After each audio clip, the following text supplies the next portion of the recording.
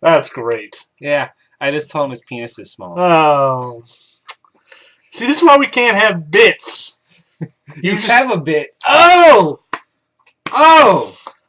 That's humor of the highest level. I will see myself out of this video. That's maturity. Yeah, anyway. Come on. Come back in. What's up, buddy? This is us, the NOLAnerds, bringing you the classy, highbrow humor and content that you've craved forever. No? Not feeling it? Not at the moment. All right. Well, this is a special episode because Chris put on a shirt, and I have a shirt. Oh. And as the review goes, we will seductively remove buttons to make it sexier and sexier. You should not have told anyone that. Oh. You should just let it go. Just let it happen? Just let it happen. Anyway. Can't hold it back anymore. I think this is the most ridiculous way we've ever opened a video. Yeah. Whatever. We're here to review the Wachowski Siblings, Jupiter Ascending. I don't know what this is supposed to be. It's the universe. Oh, okay. Or it's Jupiter. It's Jupiter. Ooh. With the little swirly. The little swirly doodly-doo. Doodly-doo. Anyway, Jupiter Ascending. Jupiter Ascending. Here's the thing. This might come to no surprise to anyone that knows our just tastes and stuff. We liked it. I really liked it. Like a lot. And the reviews are not kind. I think it's sitting at like a 60% right now. Uh-huh. Here's the thing. Not a perfect movie. And we'll get to that. Yeah, I think parts of it are kind of dumb. But at the same time, the parts that are good, I kind of really dug it. This is, I believe, the first movie of 2015, which doesn't say much. We're only in the first week of February. But I think it's going to go into top 5 of movies that like really should be seen in an IMAX setting. Yeah. And, all right, because let's get right off the bat. One of the best things about this movie is the visuals. Everything. Gorgeous. The way that they've designed all the space stuff, the vistas, the costumes, the sets, just like the special effects. This movie is jaw-dropping at times. You're just going to be like, what? It's gorgeous. It's super gorgeous. I will say that I think the Wachowskis put a lot of effort into the visual appeal. Is it Wachowski or Wachowski? I thought it was Wachowski. I think it's Wachowski. I don't know. They're very defined by their styles. It's very anime influenced. It's very stylish. All their stuff is. Yeah. Look at Speed Runner. But Speed Racer. Speed Racer? Yeah. Well, yeah, Speed Racer, the one based on an actual anime? Yeah. Okay. Right. But like this one's based on is very anime influenced to the point where one of the bounty hunters is a ridiculous anime character. Which one? The one with pigtails. Yeah, the Asian one. Yeah. I couldn't take her seriously at all. It's weird. And she was riding a motorcycle? Yeah, a hovercycle? Yeah. Hovercraft? Anyway, so the basic gist is this, because the trailers honestly don't do a very good job of conveying what the movie's about. I had no idea. No. Basically, we were Earth and many other planets throughout the universe are seeded with like the humans are spliced with an indigenous people on the planet with us apes. Take that evolution and become humans, and then that happens across the galaxy, and then the actual humans, the ones we're based off of, harvest us when we run out of planet's resources, and that'll happen way quick. Surprise, ladies! And then nefarious things are done, Soylent Green style, with the crop. So we find out that Mila Kunis's character is the reincarnation of the queen of one of these conglomerates that seeds and harvests planets. Of the megacorps. The megacorp. And so it becomes a Game of Thrones of sorts, where some people are trying to save her and ascend her, and others are trying to silence her before she can gain power. Blah, blah, blah. Classic fish out of the water scenario, but just with crazy, crazy sci-fi moments. Anything you'd like to add to that? No, I think you summed up the plot very succinct. Very succinctly, yes. Boom. I think I've had some time to think about this, and the way I've come to rationalize it in my head is it's very much The Fifth Element mixed with a young adult novel with a little Star Wars, just because a dash. Unlike Fifth Element, this actually kind of gives you a whole universe. It Yeah. doesn't delve too much into it. It's very much Mila Kunis's family, the Abraxas family, Yeah. and just their kind of goings-ons. But you're kind of introduced to a lot of concepts really quick without a lot of time to delve into them, which I think future sequels would do. I just don't think they're very likely to ever get made. Well, I saw their box office. I really don't think we're ever going to see anymore. No, and you know what? The sad thing is, I knew it would never do very well. The Wachowski name just doesn't carry the cachet it once did. Like Speed Racer is amazing, Oh, but we were literally the only adults seeing Speed Racer when we saw it. And Cloud Atlas didn't do much better, but that's neither here nor there. We don't go see movies because we expect them to be huge blockbusters. We go see them if they interest us, and this tickled all of those sci-fi moments. This is a true sci-fi movie. And it's an original sci-fi movie. It's not adapted on anything. It's not based on anything. I mean, yeah, it pulls things from different sci-fi. That's to be expected. But it's fresh. That just comes into the there's no original ideas thing. Well, that's true. But I mean, no, it presents itself as very fresh, and when it works, you're because it's a long movie too. Mm-hmm. But it's one of those movies where the pacing was so good you don't really notice it.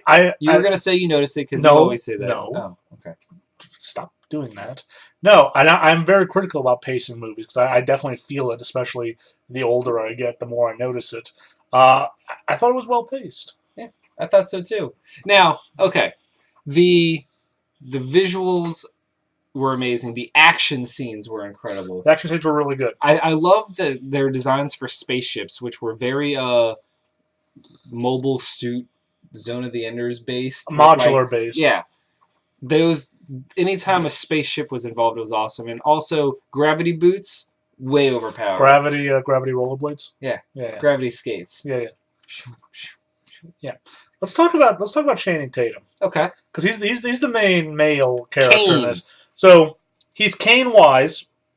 He is half man, half wolf creature. Yep. That also has Caine. wings. Ein. That also has wings. Or so he could be Caine the Fallen Angel, because he was disgraced. And rollerblades in the sky shirtless. Yeah. Again. So shirtless. Again. Like all the time shirtless. Young adult novel protagonist. Oh yeah, no, that all day. Now, Mila Kunis as Jupiter Jones, which is the most sci-fi name I've ever heard. She's fine. Yeah. I feel like she didn't really have a ton to do in this movie, though. She kind of just gets shuttled from place to place. She just stares in disbelief a lot. Yeah. Okay.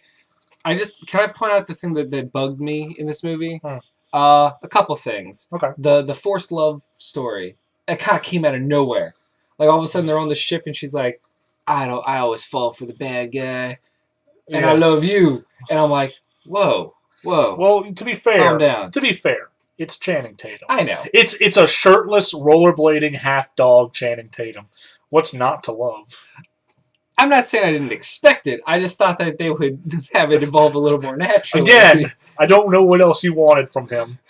It's nothing that Channing Tatum did. It's just Channing Tatum. That's I'm all just it saying the script itself. Didn't you see Magic Mike? No. Oh. Did you? No. Okay. I don't know. Kids love Channing Tatum. But did you see Step Up or Never Back Down? I have seen both. Okay. Step Up to the Streets. Anyway. Sorry, I mentioned Can we just point out the worst part of this movie? What's the worst part? You know what I'm going to say. We'll say it. I believe his name is Balaam Abraxas, played by Eddie Redmayne. I don't know. I don't know if it was his interpretation of the script or if this was a director's choice by the Wachowskis, but asking him to whisper every line really close to someone's face and then intersperse it with manic screams while he already has the weirdest looking face and the largest mouth. Anytime he was in a scene, I was immediately just laughing at what he had to say instead of feeling the gravitas. He looks like he's wearing mouth guards. Like there's a puffiness around his mouth. His choice to whisper everything with the screaming is very weird and punctuate everything, and William Shatner style. But did you notice that he's spoken William Shatner moments? Yeah, but it also he doesn't have the seriousness of it. No, see, and I think I don't know if they were going with like a Joffrey level where he was like a young guy who was clearly unfit to rule and was just insolent and you wanted him to die the whole time. But it didn't translate because Joffrey was kind of like a dick. This guy But the thing is, Joffrey worked because Joffrey is so young, and this guy's like in his 20s, objectively. Yeah. And he's trying to play off like a badass, and he doesn't have the thing for it. Yeah, he was hands down the worst part of the movie. Yeah, the other two Wachowski siblings were. I think they did fine. The guy that played the other brother that tried to trick that played the ruse. Right. I thought. Well, I mean, he came off much more convincing. Yeah, the sister. I thought I didn't understand what she was hoping to get out of everything. I think maybe she was the only like legit one that was like, "I'm glad you're back, Mom." Maybe. Who knows? It's impossible to tell her motivations. Yeah, because who knows what she's actually thinking. A friend of mine put it best, where he's like, when the action is going on, this movie's incredible. It's when they stop and start talking that that it kind of starts to unravel. I definitely have this sensation that the Wachowskis thought of the visuals and storyboarded the movie, and then they're like, oh no. We have to actually what's the plot? Well, it's not even the plot. It's how they get to the plot. Yeah. I just don't think they're very strong at dialogue, just like how Lucas probably shouldn't have written his own movies. Yeah. I don't even know if the Wachowskis wrote it, but... I think they did, but... I mean, I think it's... Again, these are... Your mileage will definitely vary on this, but... Yep, it was... They did write it, so okay. I don't think they should write the scripts anymore. I think they should come up with the concept, storyboard it, and let a more competent person. Well, do you think the Wachowskis get another chance? I mean, they keep getting chances. After Cloud Atlas, people didn't think they'd get a chance. Yeah, but it's like M. Night got movies after Lady in the Water. So well, at least it's no Seventh Son. No, true. I mean, yeah, I can see that. I can see why people wouldn't like this movie and the problems that are inherent in it. I still enjoyed it. Yeah, see, that's the thing. Is like a lot of people, I think, we're at this era where it's cool to hate on things regardless. And it's just, this is like the equivalent of, I want to put it in video game terminology. It's not an indie game. No. But it's not a AAA blockbuster. It's that in-between game that kind of gets lost in the cracks. And that's the problem. Those kind of games are disappearing, just like those kind of movies are disappearing, because there's no market for it anymore. You're either a low-budget indie darling, or you're an entrenched existing franchise that is going to survive anyway. So it's so rare. Sci-fi itself is so hard, and then a completely original sci-fi movie, not based on a book, not based on anything, not based on a manga, not based on a comic. It's hard. I hope that we get more, because I walked out thoroughly entertained, and if that's kind of the point of going to go see a movie like this. I mean, what's the last two like really original sci-fis? It's this one, and I think it's Looper. Yeah, maybe Cloud Atlas, but I didn't. Cloud Atlas was based on the book. Oh well, then Looper and Fifth Element. Yeah, and that's going back Matrix. A decade. Yeah, I mean, but we're still going back. Yeah, we're still going back way far. So. Yeah. So it's hard, but I loved it. Yeah. And if you want to see more original sci-fi, you kind of got to go see it. It's the catch-22, you know? It's like... And I feel bad saying that because I know, like, I don't want to say, like, you have to see it, but if you don't see it, there aren't going to be any more made. The problem is... It's like Westerns. Like right. No one makes Westerns anymore. Because no one went to go see them. Yeah. But here's the problem, is that the fan base this appeals to is also the most critical and hypersensitive about things, where they'll just tear it apart on principle. Oh yeah, I saw a 7-image Tumblr post detailing how dumb this movie is. Of course. And like I read it, I'm like, yeah, I agree with some of your points, but come on, it's not that bad. No, but I don't know. I think we're a dying breed of people where we can actually just go see something and enjoy it, and it doesn't have to be philosophically amazing or have, like, not everything has to fire on all cylinders. If I go in to see an action movie, if it has action and I'm entertained, cool. You know, I mean, but just the visuals, man. This movie is a visual treat. Yeah. And it just tickles that sci-fi itch. Well, enough tooting our own horn about how great we are as fans. Let's give it our ratings. 8.5. 8.5. Totally gonna buy it. This movie day one will look gorgeous on Blu-ray. 4K. Yeah. Okay. I'll give it an 8. Okay. Uh, Which for Chris is like a 9. it's like a 7.75. Yeah. That's what I really want to give it. I would probably not buy it day one, but I probably wouldn't turn my nose up if it was on sale. Right. So you should get it day one when it's at its cheapest. no, because it's Black Friday. Oh, all right. Well, because I guarantee this is going to be $5 on Black Friday. You think so? Oh, I know so. Okay. Well then, listen, I've got a good sense about these things. Good to know. Oh my god. Well, let's wrap it up.